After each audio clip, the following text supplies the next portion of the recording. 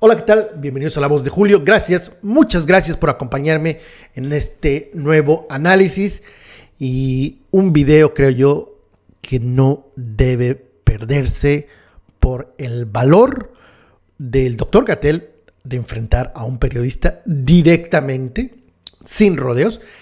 Y algo que no suelo decir, qué bien que el periodista, que no coincido en la forma ideológica que tiene, en esos prejuicios que pareciesen muy comunes en la oposición, los toma René Delgado, pero qué bueno que lo haga así.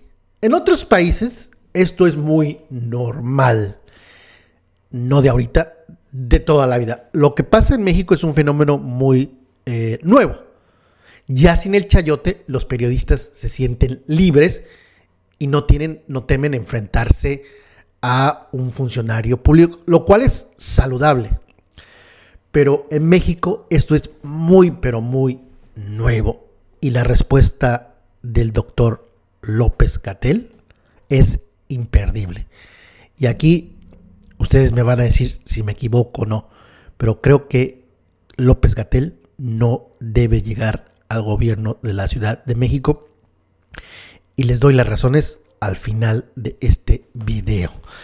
Pero antes de ir con este primer clip, que es imperdible, de verdad, es largo. Nos vamos a ir lentos, nos vamos a ir en 3 rounds, en 3 clips, para que ustedes aprecien al doctor Hugo López-Gatell. Pero antes de ir con el clip, déjenme agradecer a Francisco Araujo por invitarme 10 cafecitos. Este video es cortesía de Francisco Araujo, que me invitó 10 cafecitos. Vamos con el primer clip, directos. No se lo pierdan, por favor. Parte ya la comenté yo, pero se midió usted. Sí, bueno, él lo que me comentó con una de las encuestadoras, no recuerdo el nombre en este momento, pero que es muy conocida, está acreditada, participó. ¿Y qué resultados le da? Los resultados son interesantes. Hay 3 resultados clave. Lo primero, Morena, de acuerdo con ese sondeo, podría ganar las elecciones con cualquiera de los candidatos que estaban en ese momento contemplados o precandidatos, digamos, aspirantes. Lo segundo, yo tengo un reconocimiento de la sociedad, un conocimiento de la sociedad por arriba del 82%, que es el mismo que he conservado a lo largo de 3 años. 82%. ¿La simpatía electoral que le arrojaba? Un empate técnico. En ese momento ¿Un empate técnico con quién? Con Clara Brugada, Omar García Harfuch, en su momento Mario Delgado y Ricardo Monreal. ¿Con qué porcentaje? 47 a 52%, contrastando con los posibles candidatos de la oposición que no alcanzaban 22%. No le creo. No, digo, se lo digo, no por poner en duda lo que me está diciendo, pero de acuerdo con los sondeos de opinión pública, Harfuch está muy arriba de Clara. Sí. Clara está en segundo lugar. Sí. Y usted, que ya trae 20% más o menos, y usted trae 11%. Claro. Déjeme comentarle una cosa. Como sabe, yo fui también director de encuestas nacionales de salud. Soy epidemiólogo y conozco de encuestas. Las encuestas de opinión pueden tener una variabilidad importante a lo largo del tiempo. Son muy dependientes de eventos simbólicos que le ocurren a la sociedad, pero también hay una tendencia fija que se va configurando en un paso lento. Esta encuesta de la que estamos hablando se levantó alrededor del 1 de julio y esa era la figura que había en el momento y era muy consistente con otras encuestas. Está usted empatado con García Harfuch, está empatado con Clara Brugada. Así es. Ahora, doctor, a usted, en razón de la función que tuvo, hay quienes lo llaman el doctor Bendiciones y hay quien lo llama el doctor Muerte. ¿Polariza usted? Sí. Hay minorías en el país que tienen posiciones muy intensas respecto a la transformación y que han visto que la transformación les ha ido restando espacios. En algunos casos es una percepción sin fundamento. Sabemos, por ejemplo, que en esta administración que se logró sacar a 5 millones de personas de la pobreza, al mismo tiempo, las ganancias del empresariado mexicano en su conjunto y la bonanza económica para los sectores adinerados ha sido No se me habla tanto. histórica. Estamos hablando del doctor Claro, López-Gatell. pero regreso al punto. A ver. Cuando yo participé en la encomienda que tuve, no solo por el cargo formal que tuve como subsecretario de Salud Pública y mis responsabilidades legales, sino también por la encomienda específica del presidente, directamente de él, para que yo fungiera como coordinador y como vocero de la respuesta a la pandemia, automáticamente las fuerzas políticas que no quieren la transformación me vieron como el blanco directo con el que podían canalizar sus distintas críticas. Y no olvidar, el trabajo que hicimos antes de la pandemia de COVID incluye políticas públicas que han restringido este problema de la comida chatarra, la bebida chatarra, también el tabaco, que son los enemigos grandes de la salud pública, y eso obviamente en compañías globales muy poderosas levantó una insatisfacción muy grande que se canalizó hacia mi Usted me está diciendo, son minorías los que me repudian. Numéricamente lo son, 80% apoya la Yo hice transformación. bien mi trabajo, tiene usted la conciencia tranquila. Bueno, esa pregunta no solo me la han hecho, yo mismo me la hice todos los días durante la pandemia de COVID y me la sigo haciendo todos los días. Es mi costumbre, es mi moral, es mi ética.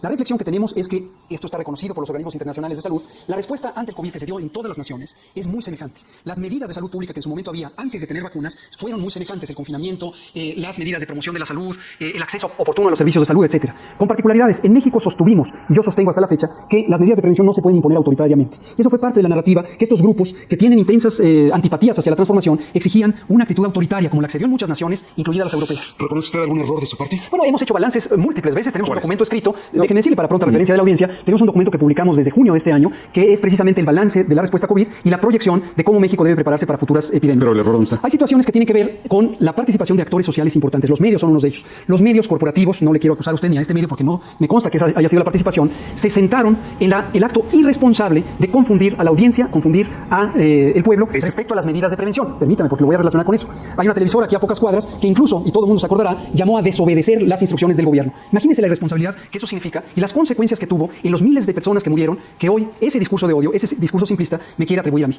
Ese tipo de actos irresponsables de los medios que son concesionados y tienen obligación de dar una función social de interés público no se puede olvidar.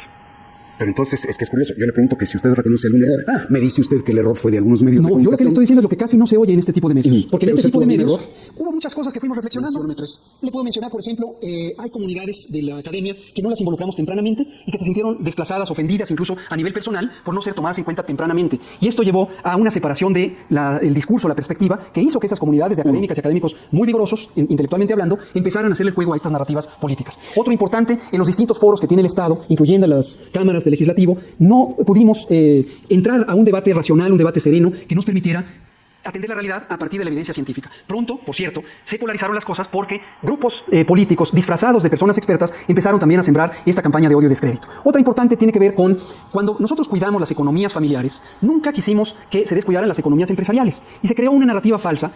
Perdón que se los diga, pero gracias a los medios corporativos empezaron a sembrar esta idea de que solo se protegía a los pobres y que la bonanza económica se iba a perder. No olvidemos que el alto empresariado fue a ver al presidente a pedirle dinero, a pedirle créditos fiscales, en vez de poner a disposición del Estado mexicano sus capacidades para ayudar. Entonces, fue al final una dinámica social compleja.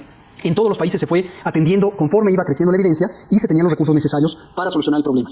A ver, doctor, me maravilla la capacidad que tiene usted de invertir las cosas. Estábamos hablando de errores del doctor Gatell. Sí. Y bueno, fueron los medios, fueron los órganos legislativos, la no incorporación de colegios o consejos científicos y grupos interesados los que finalmente provocaron la situación que se dio.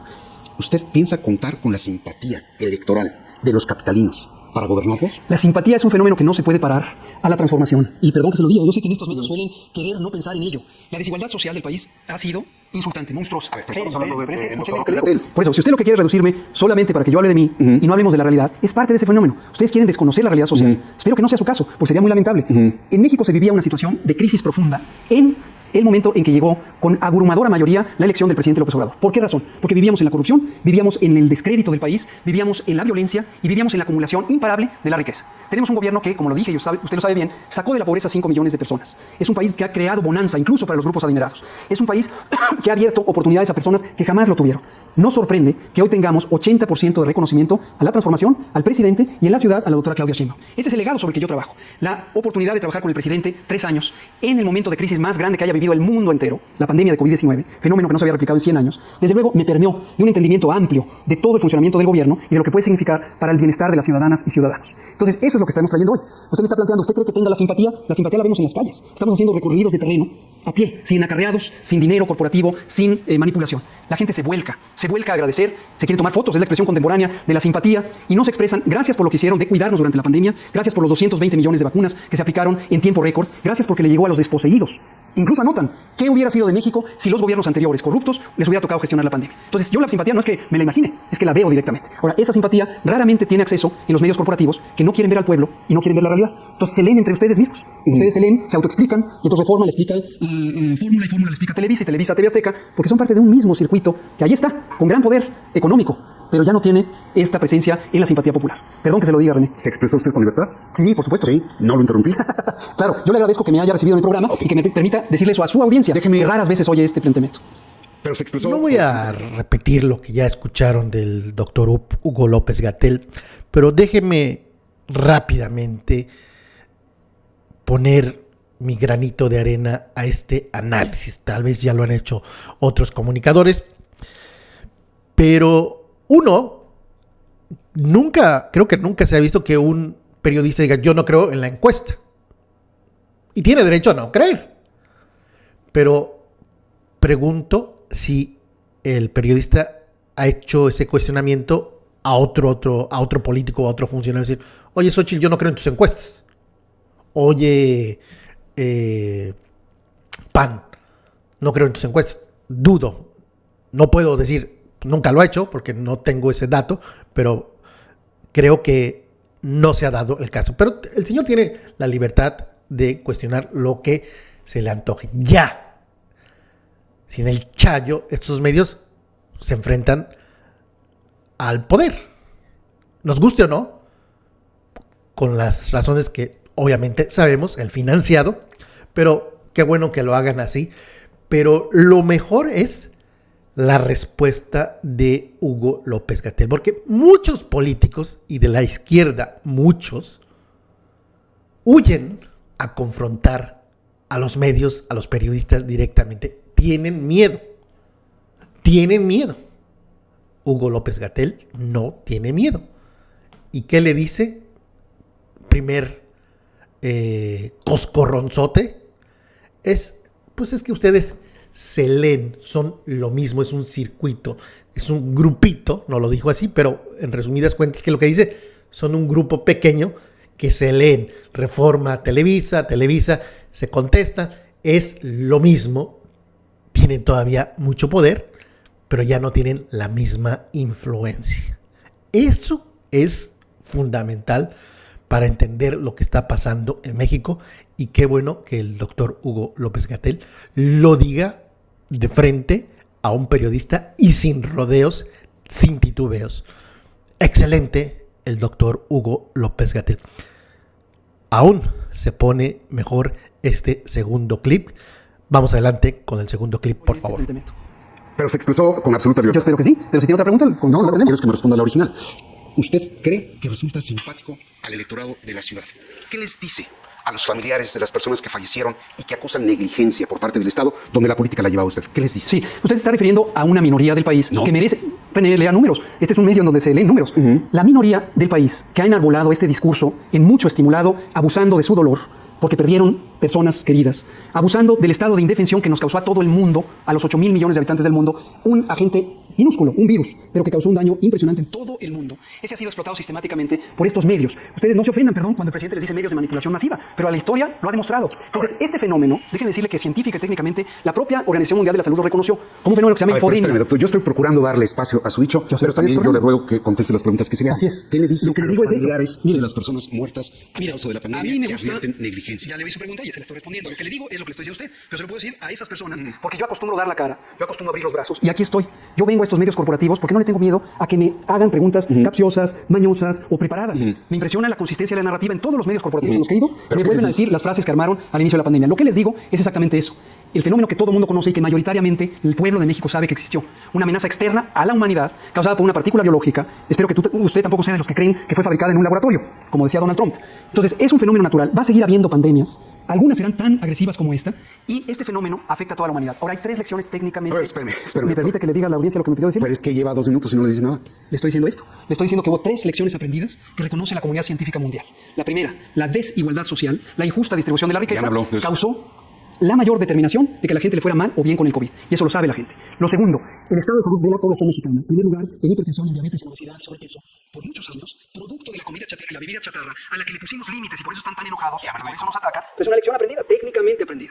Tercero, le voy a decir una que ya sabe, pero también se la digo y le recuerdo a la población. El sistema de salud de México dejó de desarrollarse en los años 80 porque vino la tendencia privatizadora que lo desmanteló, lo descapitalizó. Estamos hablando de una reducción de 40% del presupuesto del IMSS, 60% en el ISSSTE, se envolvió en corrupción y dejó de ser un sistema útil. En ese contexto recibimos a la pandemia y en ese contexto tratamos a marchas forzadas de expandir la capacidad y logramos expandir 6 veces las camas hospitalarias. Entonces, esas son las lecciones aprendidas. Usted me dice, ¿qué le dice a la población? Esto Yo lo no digo expliqué a la población. repetidamente. Bueno. Pero la población incluye a los que discrepan. Ojo. No, yo me refería a los que familiares están de las enojados. personas que murieron. A ellos. ¿Usted tiene familiares que murieron? Yo, como todos, yo creo. Yo lo tengo también. ¿Usted estuvo hospitalizado? No. Yo sí. Yo estuve hospitalizado por COVID y la mamá de mi hija, mi compañera de vida, también, al mismo tiempo. Entonces, no lo traten de poner como que es una situación extraña, de que no Pero nos a ver, involucramos. doctor, Ojo usted con la se dedica a narrativa. la política, pretende un puesto de elección popular, pero hay veces que la función pública que uno desempeña Sí. limita la posibilidad de ser aquello que uno quisiera ser. Si el pueblo considera que yo no soy la persona idónea para encabezar la transformación en la Ciudad de México y eventualmente por el proceso convertirme en alguien que dirija la Ciudad de México, es el pueblo quien lo debe decidir. Pero lo que es importante En 2021, es que déjenme decirle esto, es muy importante que estas minorías, ya sea políticas o los grupos voceros del interés económico, no quieran decidir por el pueblo. Lo que están haciendo, por ejemplo, en los candidatos del interés corporativo es una decisión de dedazo, a modo. Creo que no se ha comprendido que Pero las transformar la encuestas ciudad tampoco son- incluye un proceso de democracia y eso es que el pueblo decida. En el 2021 perdieron prácticamente la mitad de la ciudad. 9 de las alcaldías están en manos de la oposición. perdieron a las clases medias, agraviaron a las clases medias. Qué importante que lo menciona. ¿Qué les dice? ¿Cómo? Les digo mucho. ¿Qué les dice? Les digo varias cosas. Lo primero, hicimos un balance juicioso y autocrítico de ese proceso. ¿Hicimos quiénes? Los que participamos en el movimiento de transformación, en los distintos foros y espacios. Y hay lecciones muy útiles. Le voy a decir dos importantes que seguramente le darán gusto porque es una reflexión autocrítica. La primera, identificamos que efectivamente hubo un alejamiento con respecto al pueblo, sobre todo en el nivel de las alcaldías. Hubo alcaldes o alcaldesas que no rindieron cuentas, que quisieron perpetuar prácticas corporativas de manipulación de la sociedad y que no resolvieron problemas concretos. Una segunda lección autocrítica. Hubo un alejamiento del electorado en el sentido de que el movimiento de transformación, embebido en cuidar al pueblo de la pandemia, no pudo hacer la propaganda política que sí estuvieron haciendo activamente los partidos de la oposición. Pero hay un fenómeno más, que espero usted también lo tome como una lección, quizá para celebrarlo. La prensa corporativa se encargó de explotar el dolor y la incertidumbre de las personas para crear ese discurso enemigo de la transformación, y eso tuvo un impacto positivo también para ustedes, y finalmente llegó a esa dinámica electoral. Hoy pensamos que la sociedad está más serena, la sociedad ha podido reflexionar, la sociedad ya se desprendió de esas manipulaciones y hoy está viendo con mucha precisión quiénes son las alternativas para salir adelante profundizando la transformación. ¿Por qué desprecia tanto a la sociedad, doctor? Ojo, ¿usted dice eso? Yo lo digo. ¿Dónde están sus pruebas? Pues lo que está usted diciendo. Fíjese, usted dice... Es fácil ese discurso construido, René, permítame. Dice usted que fueron manipuladas, que fueron llevadas por los medios de comunicación. Eso es un profundo desprecio. René, ¿sabe cuánto se invierte en propaganda al interior de los medios corporativos? Seguramente usted conoce que los medios corporativos, no lo voy a acusar a usted porque no tengo los específicos, pero con los medios corporativos, la sociedad lo sabe, y si no lo sabe lo comento, operan en estas cargadas, se le llama nado sincronizado en el terreno del periodismo. Y lo que hacen es que contratan despachos, los grupos grandes, los grupos corporativos, despachos de opinión política y de opinión pública, siembran narrativas, crean este tipo de apodos, de epítetos, de descalificación, los lanzan y luego se lavan las manos y dicen, uy, están polarizando al país. ¿A usted va a reconciliar a la ciudad? Yo lo que le voy a decir es esto. Si la pregunta es, sí, ¿va a se lo voy a reconciliar? platicar. Mi convicción, que ha sido de siempre, no necesito cambiar. El otro día me decía una periodista muy afamada en un programa, me decía, ¿cómo va a cambiar para que le crean? Lo que le digo es, no me confundan con ustedes. Yo no necesito cambiar para que me crean. Yo necesito seguir siendo quien soy, porque esa es mi palabra honesta. Y en eso está mi convicción de que la sociedad es plural. La sociedad tiene personas pobres que fueron atendidas prioritariamente durante la primera fase de la transformación. Pero también la sociedad tiene una extensa clase media, en donde hay el deseo de progresar económica y socialmente a través de la educación, a través de crear un patrimonio honesto. Y cuando uno piensa en un gobierno, es mi convicción, el gobierno debe tratar con justicia a todas y todos, no solo los afines. Los gobiernos son para el conjunto de la sociedad. Y eso incluye esa vigorosa y honesta clase media, que no es lo mismo que las cúpulas que explotaron al país a partir de la corrupción. ¿Usted parece víctima, doctor? Yo no soy víctima. Yo soy parte de una sociedad que ha vivido 40 años subsumida en la corrupción. ¿O la va a negar? ¿Usted trabajó ¿No en existe la el corrupción? pasado? No, yo no trabajé. ¿Ah, no? Yo era un funcionario público. Si soy un investigador en un Instituto Nacional de Salud, es trabajar para un gobierno corrupto, pues nadie podría trabajar en el gobierno mientras gobiernan los corruptos. Pero es que se dan unos baños de pureza a usted para no generalizar. Que verdaderamente ¿Le sorprende. ofende? ¿Usted la corrupción? ¿Para usted la corrupción no existe? No, desde luego que me ofende. ¿Existe la corrupción? Claro que existe. ¿Existió? la ¿Le puede corrupción. poner nombre y apellido? Existe, sí. A ver, dígame. López-Gatell. ¿Eso es corrupción? Presénteme. parece. Presénteme su evidencia, con gusto la escuchamos. Muy bien, vamos Está a... al aire. Sí, ahí vamos. Vamos a transmitir un pasaje de lo que dijo el doctor López-Gatell allá en el 2020. La fuerza del presidente es moral, no es una fuerza de contagio. En términos de una persona, un individuo que pudiera contagiar a otros, el presidente tiene la misma probabilidad de contagiar que tiene usted o que tengo yo. Y usted también hace recorridos, giras y está en la sociedad. El presidente no es una fuerza de contagio. Entonces no tiene por qué ser la persona que contagie a las masas. O al revés, como lo dije antes, o al revés. Estamos ya de vuelta con el doctor López-Gatell. ¿Qué dice? Usted dice que es un hombre de ciencia, de academia, técnico, pero ve en un virus que el presidente es la fuerza moral, no la fuerza de contagio. ¿Y? Eso es mentira. ¿Qué entendió usted de lo que dije? Bueno, como dice usted, al revés o como lo dije antes. Por eso, ¿qué entendió usted? Que le ganó la ideología. No, pero ¿qué entendió de eso? ¿Por qué sostiene eso? ¿Por qué? Porque cuando usted ve en un hombre, que en este caso es el presidente de la República, que él no es una fuerza de contagio, sino es una fuerza moral, me parece que le gana la ideología y pierde la ciencia. Bien, si me permite y no me interrumpe, trataré de ser breve, le cuento cómo eso es una nueva frase de la propaganda política de estos medios. Lo que usted está pensando, y lo hemos visto en varios de los medios corporativos, escritos o electrónicos, es que yo dije algo que jamás dije y que consiste en lo siguiente. Esto han interpretado como que yo dije que el presidente no se podía contagiar, como si su sistema inmune estuviera moralmente protegido. Eso es absurdo, evidentemente, y por eso jamás lo dije. Lo que sí le puedo decir, porque yo soy epidemiólogo de enfermedades infecciosas y conozco los métodos matemáticos para el estudio de las enfermedades infecciosas, es que hay una condición que se llama fuerza de contagio. No es una frase política, así se llama, fuerza de contagio. Y esta fuerza de contagio, o lambda, como se pone por la letra griega, determina otra variable que se llama R0, que es la tasa o el número básico de reproducción. Es decir, cuántas personas puede contagiar una persona que es infectante durante el tiempo que lo es. Con esas consideraciones técnicas, científicas, que conozco perfectamente, declaré eso y lo sostengo, y lo puedo demostrar. A lo que me refiero es, el presidente no es, comparado con cualquier otra persona, por ejemplo, la reportera Dalila Escobar, que hoy trabaja en proceso y me hizo esa pregunta, no es mucho más efectivo en transmitir. Porque la reportera, o usted, o en su momento yo, o muchas personas, realizamos una gran cantidad de recorridos y de encuentros con otros sujetos. Entonces, lo que distingue ahí es, si el presidente se contagiara, lo cual no quiere decir que sea inmune, no tendría una capacidad suprema de contagiar a otras personas. ¿Y la fuerza moral cómo se...? La fuerza moral tiene una explicación obvia. Eso no es científico. Eso, científico. Eso, porque habrá de serlo, es una apreciación clarísima. encima de la gran capacidad convocatoria que tiene el presidente. ¿Sabe por qué? Porque le creemos. Y eso está basado en un principio que es esa integridad y esa honestidad. Ustedes no lo ven, pero el pueblo lo ve de manera clarísima. Generaliza usted mucho. Déjeme ir a un corte y regresamos de inmediato. Adelante, René. Esto ya no fue coscorrón, esto ya casi es knockout. Pero hay otro clip, vamos por el tercer round. Pero antes de ir con el tercer round, que es tan ilustrativo como este, rápidamente le dice, ustedes son minoría. Dice, muéstrame los números. Algo importantísimo. Le dice directo en su cara, no les tengo miedo. No les tengo miedo. ¿Cuántos políticos de la 4T se han plantado frente a Ciro Gómez Leiva y han respondido, no te tengo miedo? Así lo hizo Hugo López-Gatell. Y vean la entrevista, aquí está en La Voz de Julio, casi como borreguito, Ciro Gómez Leiva. Ya, después de la vapuleada que le dio el doctor Hugo López-Gatell, fue por auxilio ahí con otros personajes, pero en la entrevista, como borreguito, Ciro Gómez Leiva. En esta, diferente, el periodista, pero sí tenso, a diferencia de Hugo López-Gatell, que lo veía o lo veo mucho más templado, con datos duros y explicando qué quería decir con el presidente es fuerza de contagio, y lo explica magistralmente y noqueada técnica, ahora sí noqueada técnica a el señor René Delgado. Dice el periodista, ¿por qué desprecia tanto a la sociedad? ¿Le podría este mismo periodista preguntar a Calderón, a Peña Nieto o a todos esos ex funcionarios algo así? Le dice, ok, me preguntas eso, pruebas, pues no tienes pruebas, es tu idea, no significa que sea una realidad lo que tú concluyes. Y le dice, es que ustedes, los medios, les meten mucha lana, y tienen campañitas, nado sincronizado, donde te insultan, difunden fake news y luego dicen, ustedes los medios, hace referencia a Hugo López-Gatell, pues está el país polarizado y se asustan cuando son ellos los que inician esta polarización con difusión de fake news.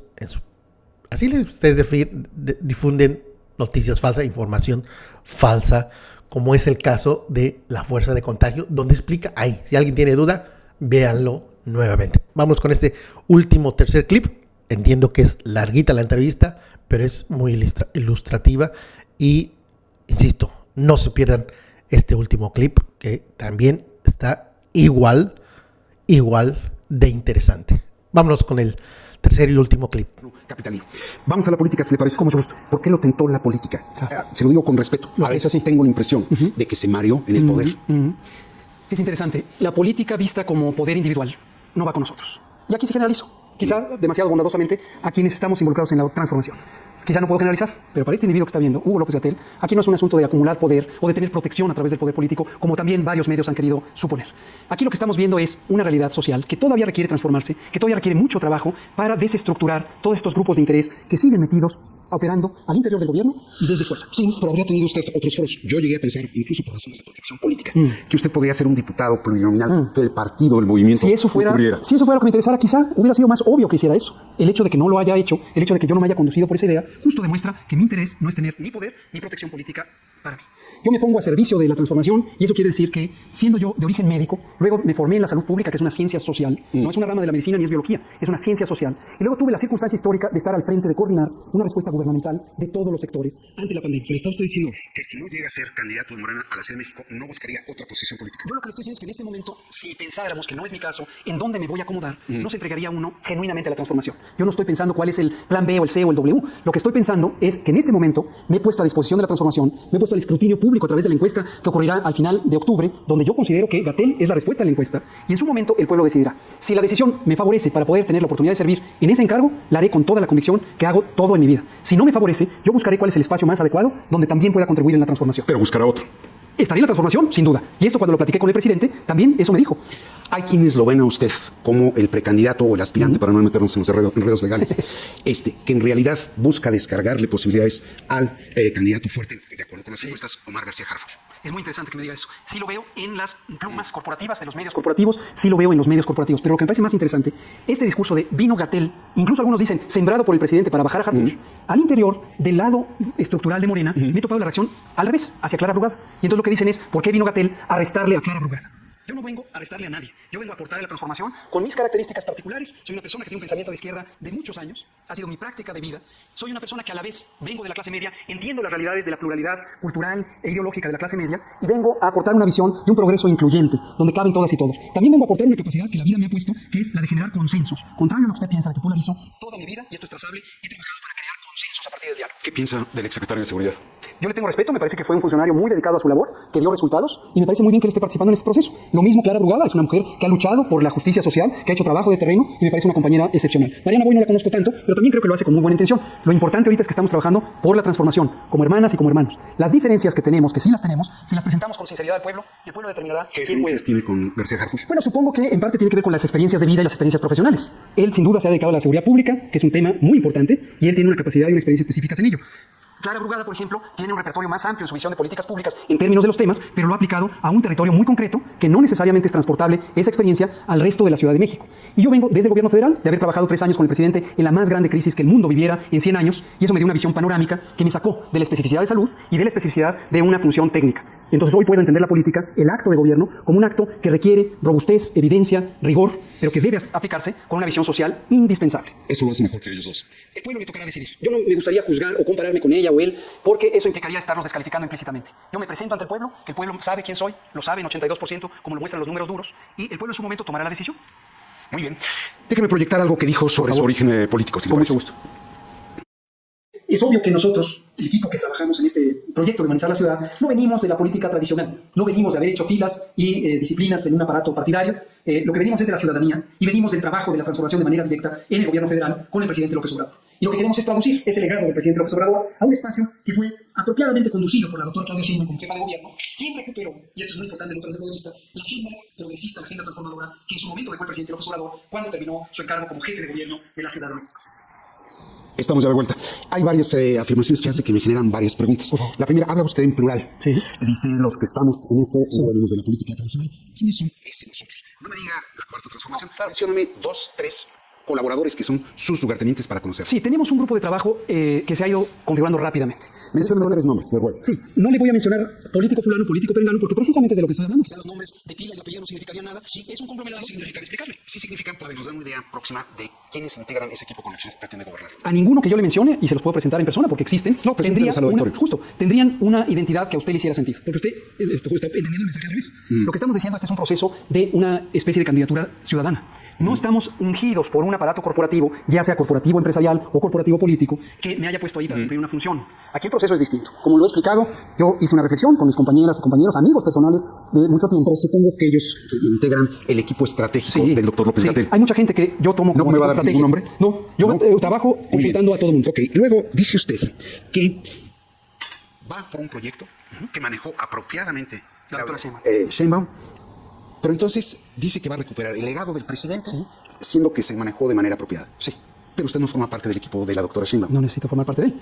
Qué interesante cómo ven ustedes las cosas. Pareciera que ustedes ven equipos feudos, equipos corporativos, equipos de No, lealtad esas son directa. cosas que usted dice, pero siga. Bueno, usted me interpreta a mí, yo lo interpreto a usted. ¿O no se vale?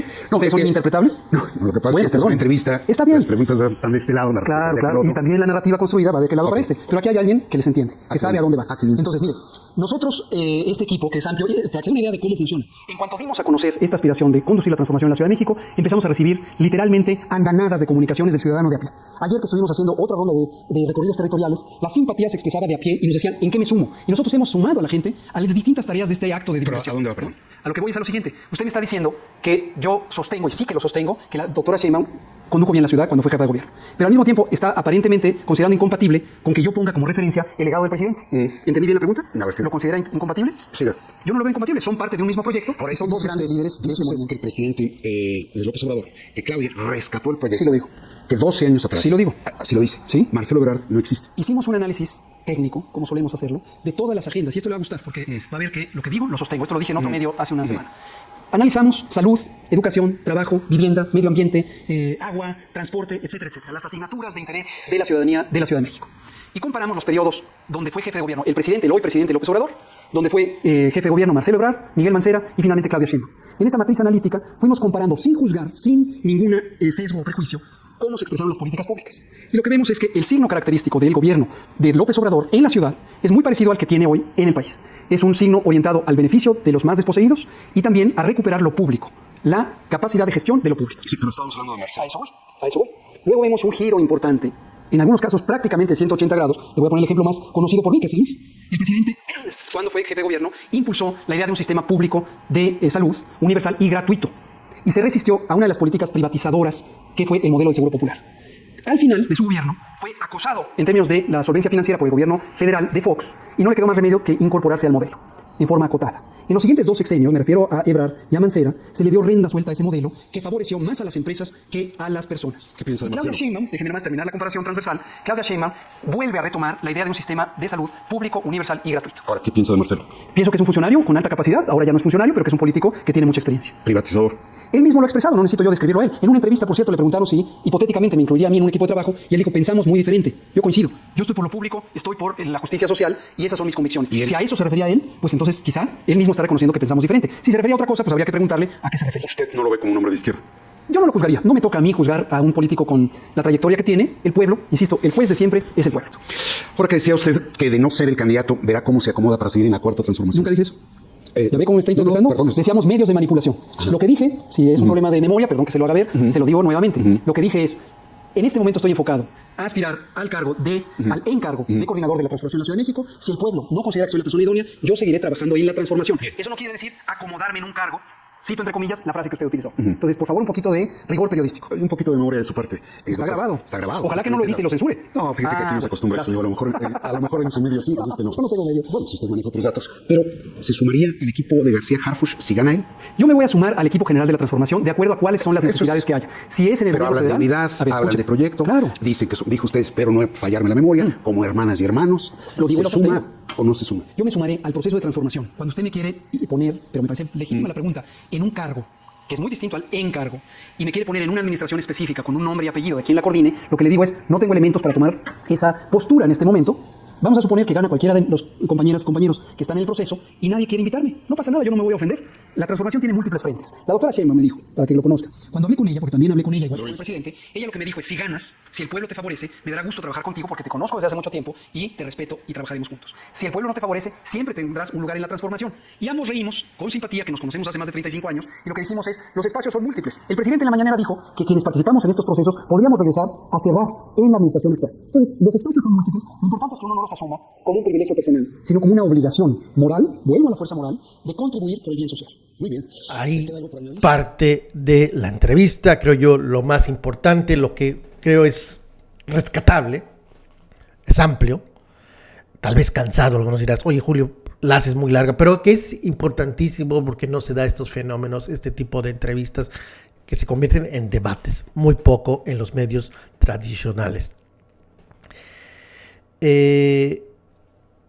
Un primer llegue en este último clip es cuando le dice López-Gatell a René Delgado plumas corporativas. Es decir, le está diciendo al entrevistador que este personaje, le dice a la audiencia, es una pluma corporativa. Es decir, está al servicio de los intereses corporativos, por lo tanto, no le interesa lo que pase en la sociedad en general, sino que una pluma corporativa pues obedece a intereses corporativos, obviamente. Y lo desarma porque lo que está argumentando, las acusaciones pues bajan de impacto porque viene de una pluma corporativa. Le dice López-Gatell, me gustó mucho esta frase, dice, usted me interpreta a mí y yo lo interpreto a usted. No le gustó al periodista y le dice López-Gatell, no son interpretables. Es decir, te pueden decir lo que quieras, pero esto es muy importante. Les reviras o se les señala lo que son. En el caso concreto, que lo he dicho y lo he hecho muchas veces, de Ciro Gómez Leiva, acusa sin pruebas, presenta información manipulada una y otra vez. Pero se le dice y explota y hace berrinche. ¿A quién le dice? Usted me interpreta a mí y yo lo interpreto a ustedes. ¿O qué? Ustedes son, no lo dice así, ustedes son sagrados o son una especie diferente que no se les debe tocar. Así se sienten que no se les puede tocar. En momento real, en tiempo real, le corrige una información falsa que el señor emite. Dice, ¿cómo se va a acomodar? Le dice René Delgado. Verá cómo se va a acomodar en relación a que él, según López-Gatell había dicho que yo me voy a acomodar. Dice, aquí está la prueba, medios de manipulación. Y le dice, por favor, rigor periodístico. Quiero que nunca, con tanta claridad, con tanta firmeza, un político de cualquier color había enfrentado a un periodista y le habría dicho lo que le dijo de forma contundente, con elocuencia, con agresividad en el sentido positivo, con argumentos. Y por eso es que yo digo que Gatell no debe ser candidato a la jefatura de gobierno de la Ciudad de México, porque sería un desperdicio, porque el doctor Hugo López-Gatell debe estar en el Senado defendiendo así a la 4T. Así como lo hizo en esta entrevista, podría defender López-Gatell a la transformación. Y aquí, finalmente, pensé que era un error de Hugo López-Gatell decir la 4 transformación. Y lo simplifica magistralmente al decir la transformación. Porque en lugar de decir la 4ª transformación, primero es muy largo, pero la transformación es mucho más fácil de entender. Hablar de una transformación. Y lo hace en muchas ocasiones. En otras entrevistas habla de la transformación. No habla de la 4ª transformación, lo que es mucho más entendible para todos. Entiendo que fue largo este video, pero creo que era importantísimo analizarlo un poquito, pero ponerle el video, y espero no me lo vayan a censurar, casi completito, para que ustedes se formen su propia conclusión, su propio juzgar de los hechos, de estos hechos en la entrevista. Si dices, oye Julio, pues ¿qué estás fumando? Ya te pareces a la señora X. Yo vi una vapuleada, yo vi una paliza magistral que ni las manos pudo meter el periodista. Pero si tú dices, no, al periodista lo noqueó. Pues tal vez a lo mejor vivimos en diferentes planetas, yo vivo en la Tierra y tú tal vez vives en Marte. Lo digo con respeto. Pero déjame tu comentario aún así y con gusto lo leo. Gracias por tu preferencia y nos vemos obviamente en el próximo video. Cuídate mucho.